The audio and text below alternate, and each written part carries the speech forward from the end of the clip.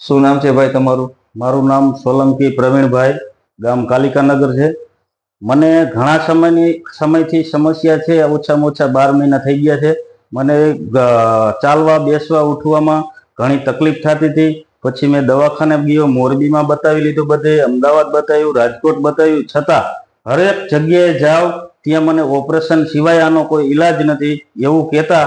પણ આજે મને મોરબીમાં આપણે ત્યાં જે ગુડ ગિફ્ટ કેર છે એનો મેં વોટ્સએપ ઉપર વિડીયો જોયો અને એ વિડીયોમાં જોયો ત્યાર પછી મને થોડુંક આનંદ અનુભવ્યો. એટલા માટે હું સાહેબના આ ક્લિનિકમાં આવ્યો છું.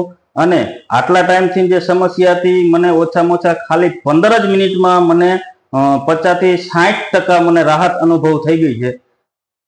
ને ડોક્ટરો તમને શું કહેતા? શું બીમારી છે તમને? મને ડોક્ટરો એવું જ કહેતા કે ભાઈ તમારે જે કમર નીચે જે જોઈન્ટ આવે, જોઈન્ટ હિપ રિપ્લેસમેન્ટ, એ ગોળા સુકાઈ ગયા છે, તો આનો ઓપરેશન સિવાય કોઈ ઈલાજ જ નથી. પણ આ સાહેબનું જે કામકાજ છે એ બહુ મને આનંદ આવ્યો છે અને બહુ સોલિડ છે. બરોબર. પેલા તમે હાલી શકતા હતા? ના, હું જરા પણ હાલી ન શકતો અને દુખાવો થાય એટલે તો લાકડી લેવી પડતી. અને બીજા નંબરમાં અહીંયા કણે હું અત્યારે આવ્યો ને, સીડીઓ ચડીને માંડ આવ્યો અને અત્યારે હું સીડી ચડીને નીચે રાઉન્ડ મારી આવ્યો, બિંદાસ રાઉન્ડ મારી આવ્યો ખુલ્લા હાથે. હાલવામાં બધી બરોબર થઈ ગઈ? હા, હાલવામાં પણ કમ્પ્લીટ છો. અત્યારે સીડી પણ ચડી શકો છો? સીડી પણ ચડી શકું છું. કોઈ જાતનો કઈ દુખાવો નથી તમને? ના, અત્યારે મને ઘણી રાહત થઈ ગઈ છે. આટલા ટાઈમે પહેલી જ વાર 10 થી 15 મિનિટના ટ્રીટમેન્ટમાં મને આટલી 70% જેવી રાહત થઈ ગઈ. 70% જેવી 15-20 મિનિટમાં તમને સારવાર આપી નસોની.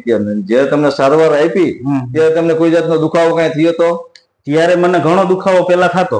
તમને ટ્રીટમેન્ટ આપતા ત્યારે જે આ નસો જકડાઈ ગઈ ને એ બધું થયું, એ મને દુખાવો થતો. બરાબર. હા. પછી અત્યારે દુખાવો? ના, અત્યારે નથી. અત્યારે હાવ હળવાશ અનુભવું.